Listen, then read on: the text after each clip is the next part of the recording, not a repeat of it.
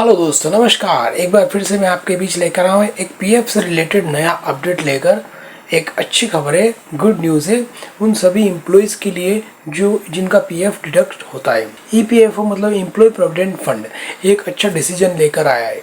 इसने जो एक सेक्शन था 62B में एक संशोधन किया है और वो संशोधन है आपका इंटरेस्ट से रिलेटेड। तो आइए इस संशोधन को हम जानते हैं और ये किस प्रकार से हमारे बेनिफिशियल है वो भी हम समझते हैं। तो दोस्तों, ये जो डिसीजन आया है ये सेंट्रल बोर्ड ऑफ ट्रस्टी ने 30 सितंबर 2024 को लिया है और इस डिसीजन के अकॉर्डिंग मतलब जब आप पीएफ का विड्रॉल के लिए अप्लाई करते हैं तो पुराने रूल के अनुसार क्या होता था, आपने अप्लाई किया, जब आप अप्लाई कर देते हैं तो अप्लाई करने से पीएफ डिपार्टमेंट हर महीने की 24 तारीख को आपका उसका सेटलमेंट करता है। पीएफ डिपार्टमेंट क्या करता है, जो हर महीने की 24 तारीख को सेटलमेंट करता है, या जैसे आपने अप्लाई किया है तो मंथली इंटरेस्ट आपको देता है।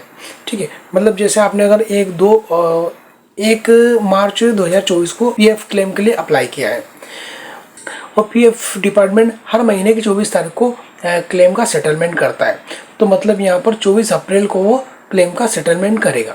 लेकिन ऐसा होता नहीं है, अक्सर डिपार्टमेंट लेट होते हैं आपका पीएफ विड्रॉल करने में। तो सपोज इस केस में उन्होंने आपका जो पीएफ विड्रॉल जो क्लेम है वो जून में पास किया, तो यहाँ पर मार्च से लेकर अप्रैल, मई और जून 3 महीने आपका लेट जो पीएफ मिला है, उस 3 महीने में आपको पुराने रूल के अनुसार कोई ब्याज नहीं मिलता था। मगर जो अभी जो नया अमेंडमेंट आया है, ये ब्याज से रिलेटेड अमेंडमेंट किया गया है।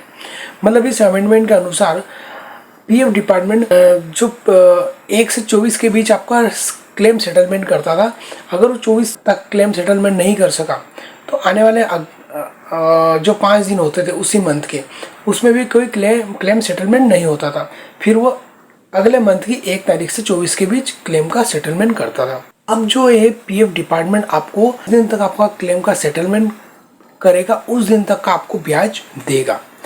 आइए हम इसे एक एग्जांपल के थ्रू समझ लेते हैं तो आपको और अच्छा क्लियर हो जाएगा। अभी तक क्या होता था, जैसे पुराने रूल के अनुसार आप जिस दिन अपने क्लेम के लिए अपने पीएफ के विड्रॉल के लिए अप्लाई करते थे, तो जिस दिन से आपने अप्लाई करा उस दिन से आपका ब्याज मिलना बंद हो जाता था। पीएफ डिपार्टमेंट आपको जिस दिन आपने अप्लाई करा उस दिन से आपका ब्याज बंद कर देता था। मगर अब नए रूल के अनुसार पीएफ डिपार्टमेंट आपको उस तारीख तक का भी ब्याज देगा जिस तारीख तक वो आपका क्लेम सेटलमेंट नहीं कर देता। मतलब यहाँ पर अगर हम एग्जांपल लें, सपोज आपने 1 मार्च 2024 को पीएफ विड्रॉल के लिए अप्लाई किया है, ठीक है। इस क्लेम को सेटलमेंट होने में 2 महीने लग गए, मतलब अप्रैल और मई का जो क्लेम था वो 5 मई को सेटल हुआ। तो यहाँ पर आपको मार्च से लेकर मई तक के जो 2 महीने, उन 2 महीने का भी ब्याज मिलेगा।